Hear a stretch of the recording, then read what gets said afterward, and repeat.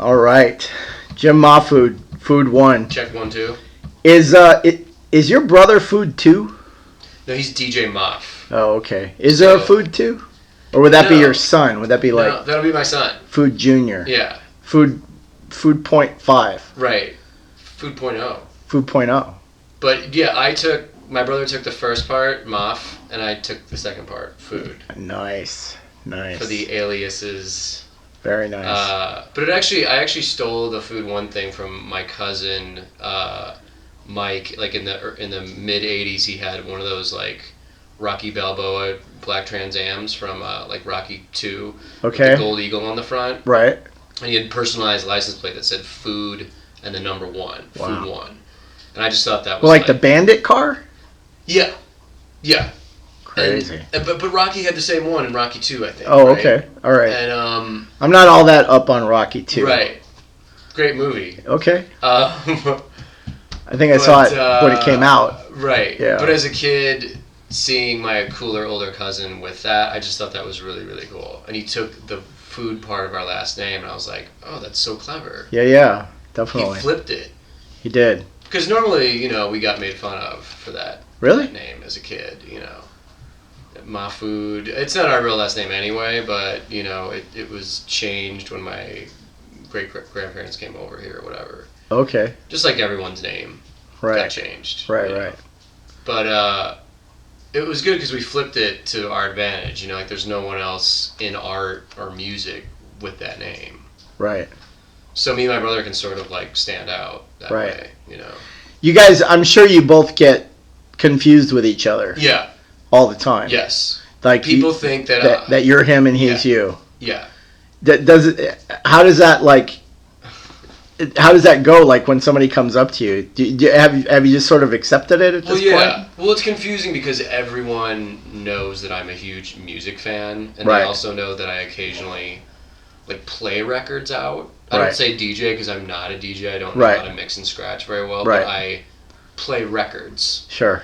He is a superstar, badass, actual DJ who can cut and mix and scratch, and he's fucking awesome. Right. Does he dabble in art though? Not really. Okay. Well, then you're cool. He drew a lot as a kid and was really good at it, and then once he discovered music and DJing, that became his total thing. Right. And he really took it on and conquered it, But I can understand the casual person would be like, but wait, you're Jim, you do art, you like music, your art's about music, aren't you the DJ guy too? So it, whatever. Right. I don't expect everyone to be that's aware of my work to know everything about it. Right. I mean, only the fucking obsessive fans sort of know the specific details of everything. Right. And that can be kind of creepy. Sure. Casual people are just like, oh, hey, you're cool. Your shit's cool. Like, music, art, comics. All right. So my first question is, I interviewed you a few years ago here in this very apartment. Right. And at the time, or at least my perception of your art at the time was you were doing much more comic book style stuff where it was, you were doing, panels and storytelling and stuff like that. At some point, very soon after that, your head flipped. And all of a sudden, you just started doing all this, like, really stream of conscious stuff where it was just, you saw a blank page and you just kind of attacked it in no sort of linear fashion whatsoever. Right.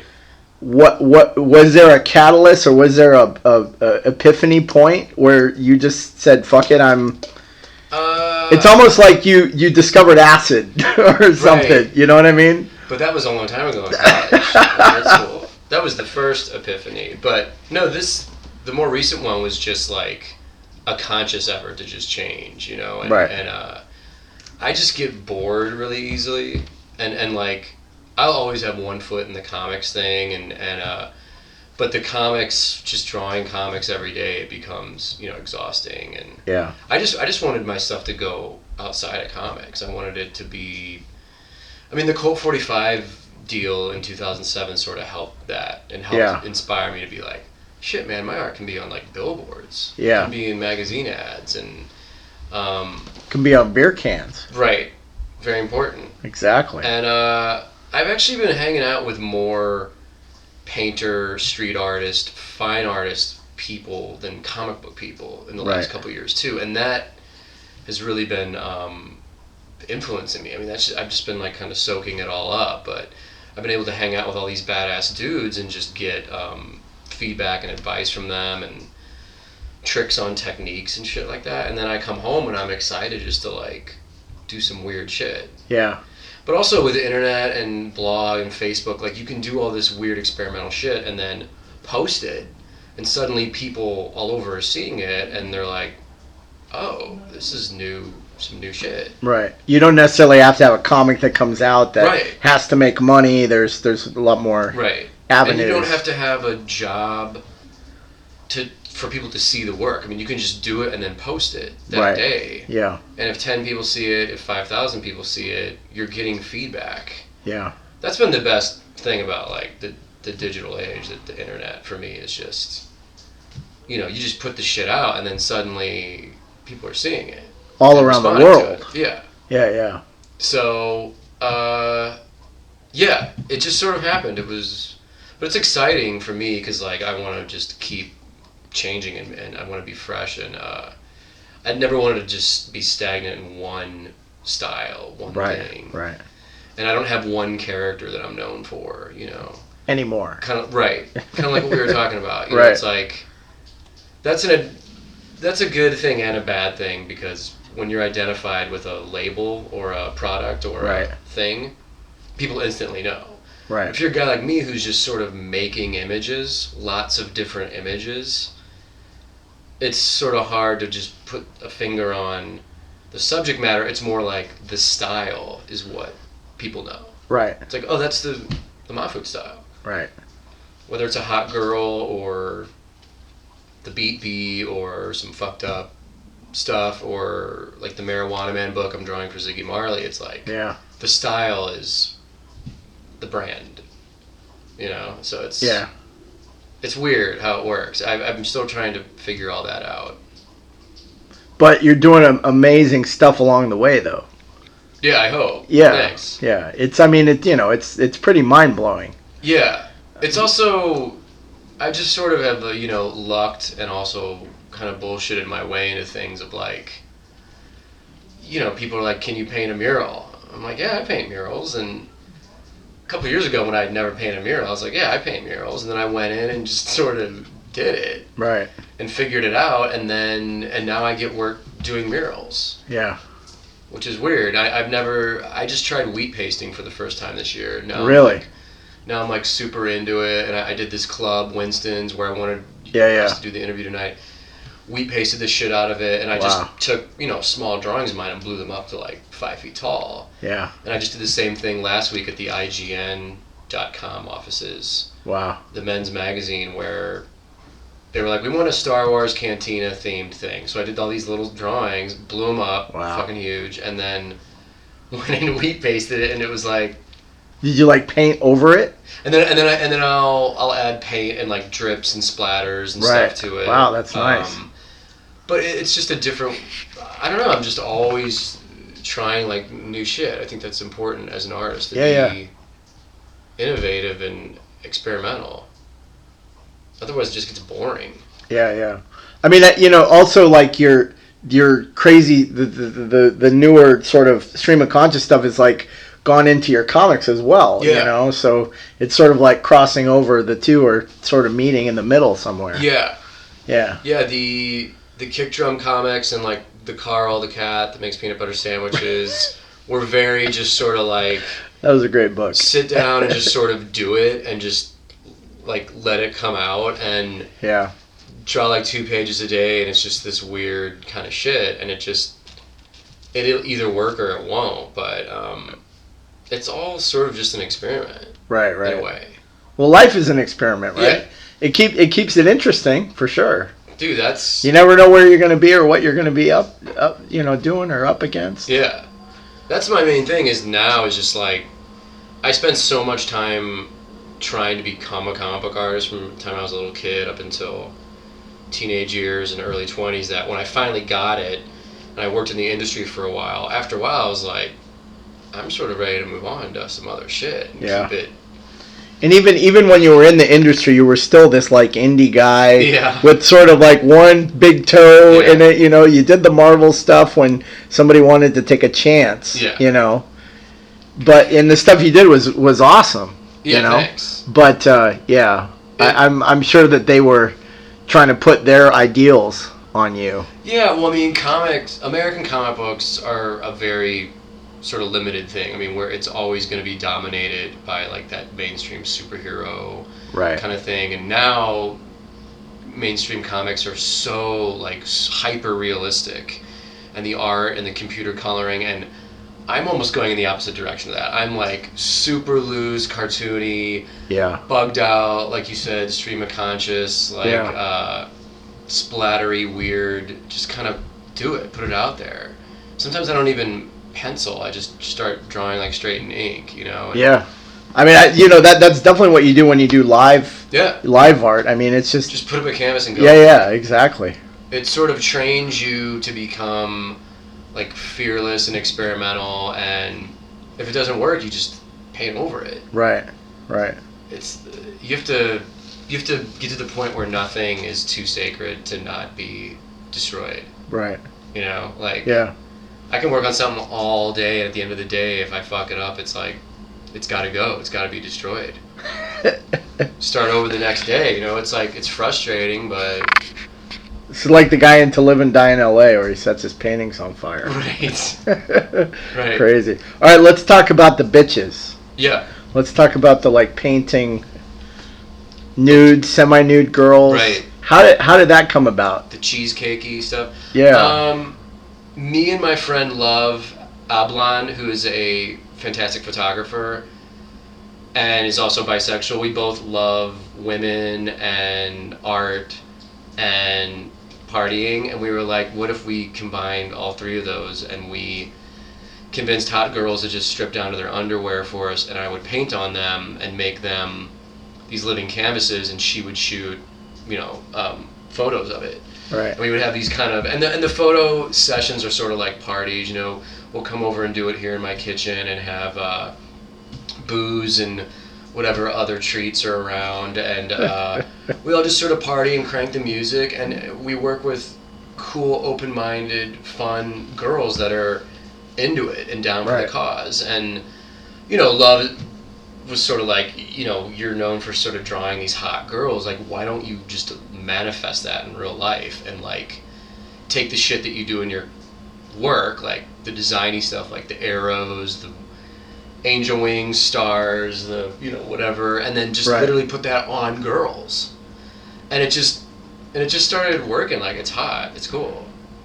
She is a great photographer. My friend Derek shows up and he shoots with all old school film cameras, like the behind the scenes stuff. Right. So we have this arty film black and white shit going on. We have Love's like super badass digital clean professional shit, and the goal was just we're gonna make an art book, a photography book, and try and shop it around to different publishers, and but we're just building it all up right now. Yeah. I think we've only done like 6 or 7 shoots, but all the girls are different.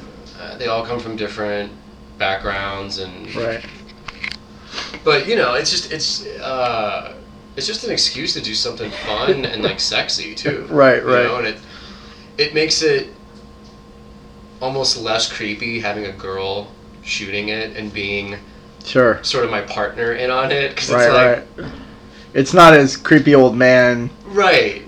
And it makes and like I said, all the girls are people that we sort of know and are comfortable with, and it would never be like a weird uncomfortable situation. Right.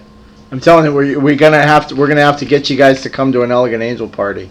I would love that. Do it live. I would love that. I want to paint on, Christina Rose. And Alexis Texas's ass. Yeah. That's a canvas right there. Right. And that's the thing is, like, all the girls have, different bodies, obviously. And so everyone has it's a different way of working on each girl. And there's this different kind of exchange going on with the different girls. But it's been cool, man. Like, it's gotten a good reaction.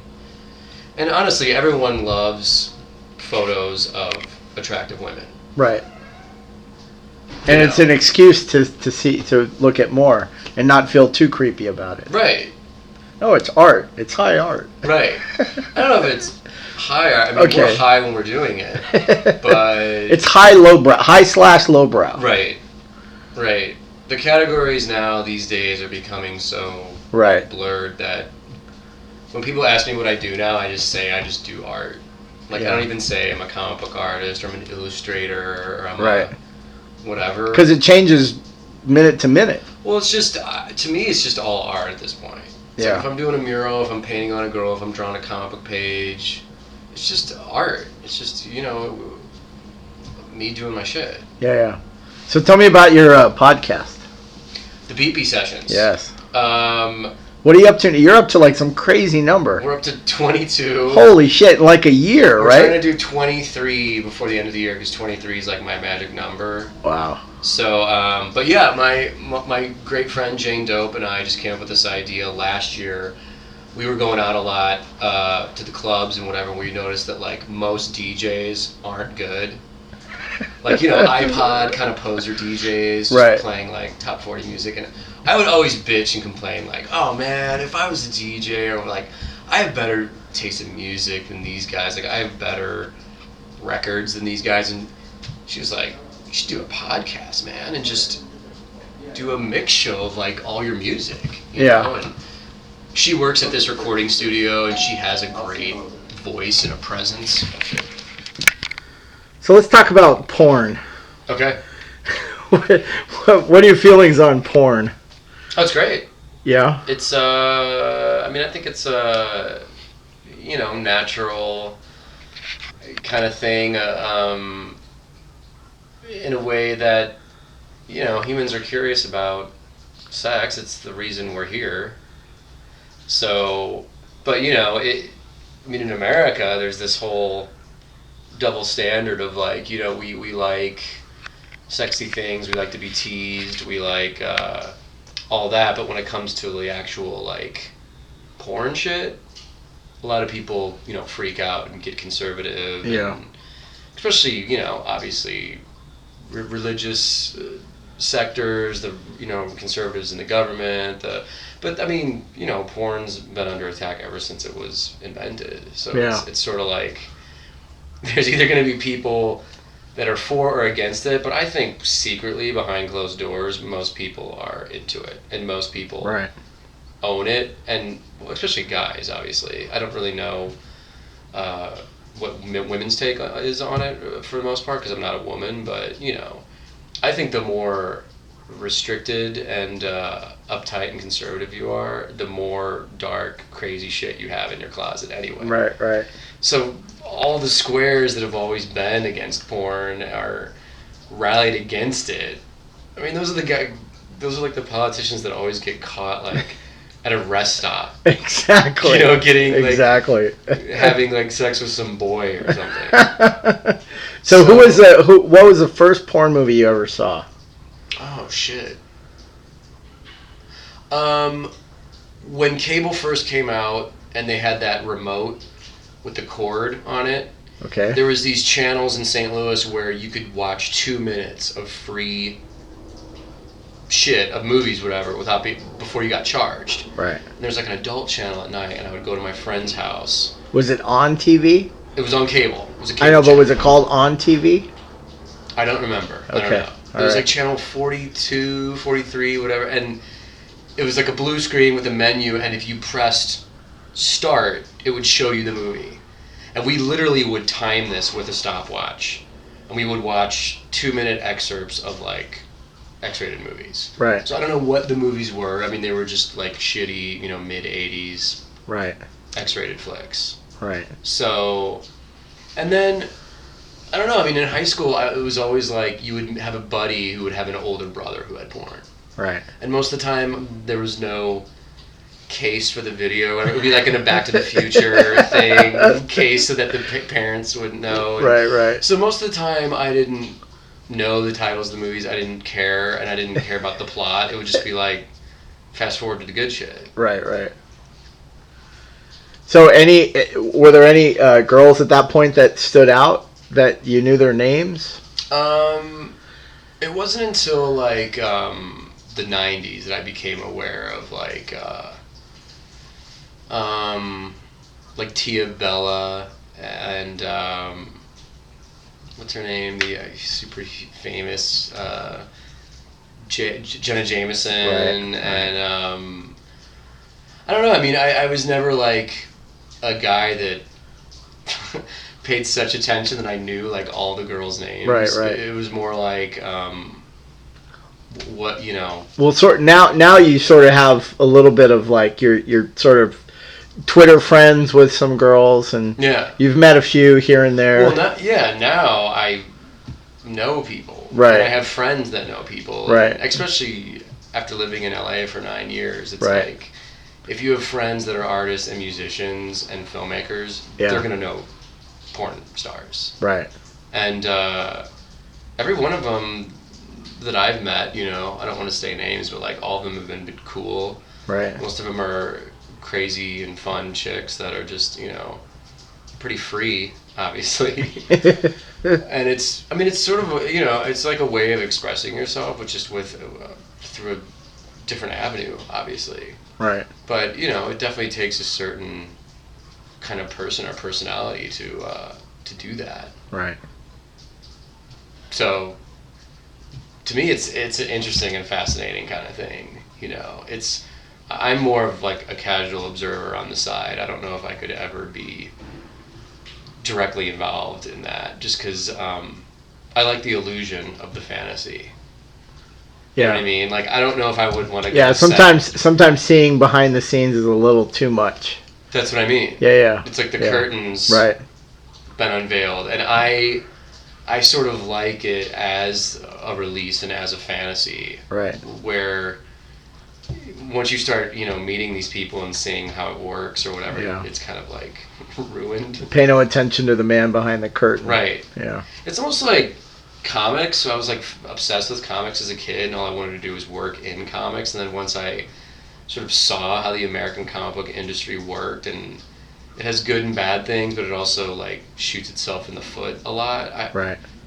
You know, it had been exposed to me, and I was sort of like, oh, this is it? Like, it could be better than this. It could be more than this, you know? And so I think a lot of my art career has been sort of searching for, like, you know, other shit and figuring out other avenues, you know? But always having my foot in this thing or that thing or whatever. Right. So, give us, what are you working on now? Give us some, you got the guitar case behind you? Right. There's merch coming out. There's guitar cases through Arts Project. Some paintings behind me. The Beat Me toy just came out. Nice. Available for Christmas. 3dretro.com. So my first toy, you know. I'm still waiting for my custom one. Yeah. I'm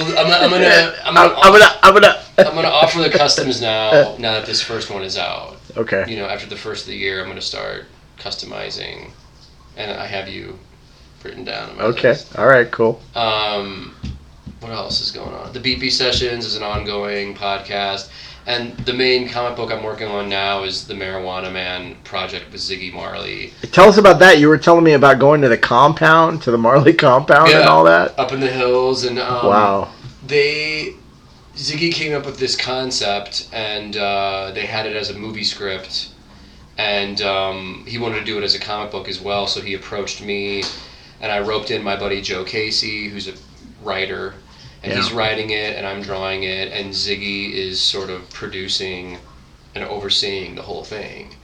And I can't really talk about what it is, but it's like we're doing it as a one-shot comic book through Image Comics, and it's going to be released on 4/20, on April 20th, 2011. How apropos is that? Completely exactly appropriate. And but it's cool, man. I'm really having fun drawing it. I'm really into it. I think we're it's not just like a silly stoner comic. It actually has like a mystic and spiritual and psychedelic element to it. that kind of ties in with reggae culture and Rastafarian beliefs and stuff, and it's a tripped out thing. I'm into it though. Yeah. And it's fun. Like my main thing is I have to have fun when I'm working on stuff, and I'm actually having a lot of fun drawing all this weird shit. Yeah, you've been working on that for a while because you guys had the poster at Comic-Con this year. Yeah. So yeah, we had the poster and we announced it at Comic-Con and we did the signing, and then we all came back to reality after Comic-Con and we were sort of like, let's sit down now and really figure it out. And we kind of wiped the slate clean too, like the poster art. I kind of redesigned everything since then. The stuff has an edgier vibe now. It's more, I don't know. I don't know how much I can say without. All right, don't. We'll all find out on 420. Lawyers. It's like I want to talk about it because I'm into it. But, yeah, definitely. And so there's that, and then Scott Mosier and I are still. Yeah, what's going on with that? Disney, that was like insane. Disney XD. It's been going on for almost 2 years, and wow. It's just taught me that animation and TV is a very intense, step-by-step phase, slow kind of moving thing, but we keep moving forward in a good direction. And like we just turned in the storyboards for the pilot, and we're making this pilot, and we have revisions to do on that, but it's just this big work in progress, man. Can you talk anything about the story concept or not really? No. But it's like a boys action adventure show. And okay. We're really excited about it. It's badass. I mean, and they're letting me be me. I mean, if you saw the art, it was like it's me. It's not like a filtered, right, safe animated version of me. It's like just my shit. Yeah. So that's why I'm really excited to like see it go through and happen. It's just kind of like there's all these people, working on it, and they have like 12 other shows they're making. Yeah. So it's been a learning experience for me because I'm used to just sitting down, drawing shit, and then just putting it out. Right. This is like you work on stuff, you revise it, you go back, you revise it, you do this. It's sort of like back and forth. Yeah. Has it soured you to the experience? No, because it's all new to me. Like I've had other optioning deals in animation, but this is like the furthest I've gotten. Right. So for me, it's kind of like, well, shit, this is like the furthest it's gone. Like we're gonna see stuff moving. Right. Eventually. When's the Girl Scout movies coming out? Once, Robert Rodriguez wants to direct it. Is one of really? Or Tarantino. Which, I don't know if that ever happened. Girl Scouts still, has the potential, if it was done right, to be a badass movie. Are you ever going to revisit that as a comic? Yeah, I started writing a new story like 2 years ago, and I know what the story is, and I started writing it, and then I got all this other work, and now I'm doing Ziggy's book, and that's the problem with indie comics is if you're working on something, like no one's paying you to work on it. Right. So you can sort of work on it on the side, but you have to take paying gigs, or else you end up homeless. Right. So that's just like a labor of love type project that it's sitting there. I'm like, I know what it is, but when am I going to have a year to like take off and draw it? And living in Hollywood's expensive, man. Yeah. Shit. Yeah. Yeah, and even though, and this isn't a huge place. I've been here for like 9 years and it's rent controlled, but just California as a whole, man. Yeah. It's just, but you pay for the resources that are at your disposal too. Yeah, like all the porn stars you're meeting. Right. And this is the town though, like the mural stuff has been happening for me here. Being able to actually just drive to Disney and work on the show is like, it's actually really important. I mean, you can be an artist or a writer and get like a movie deal or cartoon deal and be in another city or state, but I think it's 10 times easier and advantageous if you're actually here. Right. You see these people face to face and interact with them, and it doesn't take so long to do revisions. Right. It's like, here's what I want changed. Okay, here's the change. Right. Yeah. Anything else you want to speak on, talk about, plug, bitch about? What is going on? That's sort of it. I mean, the last year's been like really, really good and really crazy. Like, new and weird shit just keeps happening. Yeah. And opportunities keep popping up, but I think like 2011 is going to be even better. It's like all going in this forward motion, which to me is a good sign. Yeah. You kind of, if you're an artist, you kind of have to. If you want to do it, you kind of have to just commit to the long haul. And right. I did that a long time ago, and now it's like 13, 14 years later, and I feel like shit's just really starting to get good right now. Yeah. But you got to be like patient, man. When you see your old stuff, when you look at early stuff that you did, do you look at it and cringe? Do you look at it with an air of nostalgia? How do you see your older stuff? Like some of the first murals you did, or some pieces that you did while you were wasted off your ass at a Z-Trip show. Right. How do you see that stuff? Are you able to let it go and say, oh, it doesn't, okay, it's done? Yeah, I do. I let it go. I don't like to look back a lot, and I am generally horrified when I see my older stuff. Just because I made such a conscious effort to like really try and change and evolve it to other things that anything 2008 and older starts to get into a realm where I'm just like, I don't even want to see it.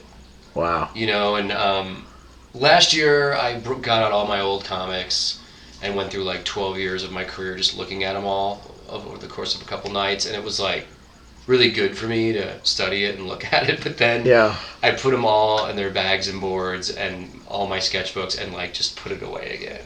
Right. It was like, I don't need to see that shit for another 2 or 3 years. It was like, you should look back every now and then just to kind of see what you were up to, but I think you always have to move forward, man. Right. And stay fresh, or you just get stagnant and die creatively. Yeah. So, that's kind of exciting because it's like, who knows what this shit's going to look like in 5 years. Yeah. I mean, it will either be amazing or it'll be like horrible. It's changed so much in that amount of time going backwards, Right. I'm confident that it's going in the right direction. But if I suddenly start doing like, some horrible, weird shit, I'm sure the people closest around me will be like... People will start letting you know. They'll be like, what the fuck are you doing? You can't get away with this. That was the thing, like, my favorite artists are, like, the guys that always were changing and evolving. Like, Miles Davis is the best example. Like, even his 70s and 80s shit, like, some of the fusion stuff that was totally fueled by cocaine and, like, songs that would go for 40 minutes. Yeah. And be really difficult and challenging to listen to. Like, at least he was doing new shit. Right. And into the day he died, he was always doing new shit. And some of it was bad, but it was like, at least you got to give it up to the guy that he was like, I'm here to just constantly do new shit. Right. He even tried painting too, and I don't know if you've seen his paintings. But no, I certainly haven't. Not good. I won't say anything about it, but it was like the balls to do it. Right. Is what I admire. It sucks in this world now of like money and corporations running everything. Because if you're an artist and you get successful and you start getting your ego stroked and making big money, you can easily stop and become stagnant and just do your thing that you do. Right. That gets you paid. Yeah. And everyone's like, well, we love you. We're paying you for that one thing. Yeah. But once the money's gone and people aren't interested anymore, if you don't keep pushing yourself, then who knows, you're limiting yourself. Because who knows what if you stay with that one thing, who knows what you could have done. Right. Because that next thing could be the thing that's even more amazing than the thing they were getting paid on. Right. You know? You never know until you sort of take the leap to do it. Right. And even if you fail, you can at least say, like, well, at least I tried it. Yeah. And then you just don't do it. And you learn from all your mistakes, yeah. you know? And we're only on this earth for a certain amount of time. Yeah. We got to make it count. Yeah. And like I said earlier, I've destroyed a lot of work because one week I'll be like, I'm going to try and do oil paintings. And the first 2 days are just me destroying shit that right. I'm trying. Yeah. But it's just part of the whole, process of trying to, expand everything. Right. So, that I always have kids ask me, like, how do you become a professional artist, or how do you develop a style? And it's just sort of like, you just totally go for it. There's really no one answer. You just keep doing your craft. You keep working until you discover, like, the one thing that makes you different. And once you discover it, you'll know it. Yeah. You'll be like, oh shit, this is it. No one else is doing this. Once you discover that, that's what you should do. Right. And, like, take out into the world and force it down people's throats. That's the most important part. Make sure people listen. Yeah. The other important part is having a dope crew of people that also believe in your art and believe in you and will also go out and shove your shit down people's throats. Right. And give you a sounding board. Yeah. Completely. I mean, I am so lucky with, like, the crew that I have of artists, friends, musicians, that we are all constantly just, like, springboarding shit off of each other. Right. And I have friends that, we will be brutally honest with each other. I'm just like, I'm not feeling that. That's awesome. This is great. That sucks. Yeah. You have to have, like, good crew that will check you. Yeah, that'll be honest. Right. Yeah. So you can't be the isolated weirdo artist dude alone all the time in your studio. Right. You have to come out and sort of talk to people and get feedback and like reaction from people whose opinions you respect. Right. Not some asshole who doesn't know anything about art, but people whose opinions you actually respect. People that are like-minded. Yeah. That get the references. Yeah. I mean, I've had people diss my shit on the internet, but I don't give a fuck. Right. They don't know where you're coming from. They don't know the point of view. Right. Well, it's also probably like a 16-year-old kid in his mom's basement in, like, Ohio. It's like, no offense, 16-year-old kid, but I don't give a shit. Right. You know what I mean? Like, Scott Morse said it was good. I'll take Scott's opinion. Right. Over the other kid. Nice. Well, thanks for your time, man. I appreciate it. Thanks for having me. In this box. All right. We'll talk to you later.